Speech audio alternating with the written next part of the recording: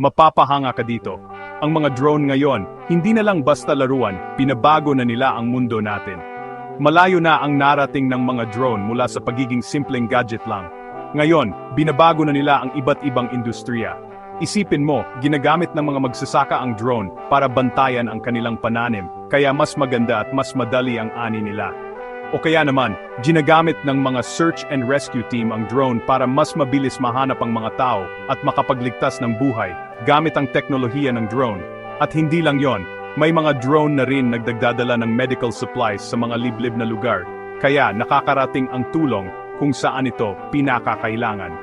Tinutulungan din nila ang mga filmmaker na makakuha ng mga eksenang dati ay imposible lang makunan. At dahil sa pag-unlad ng AI, lalong nagiging matalino ang mga drone araw-araw.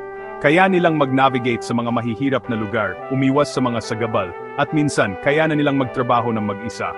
Kaya sa susunod na makakita ka ng drone na lumilipad, tandaan mo, hindi lang ito basta camera na lumilipad.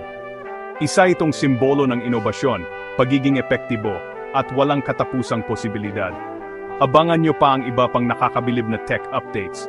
Huwag kalimutang i-like, i-share, at mag-subscribe para sa mas marami pang awesome na content.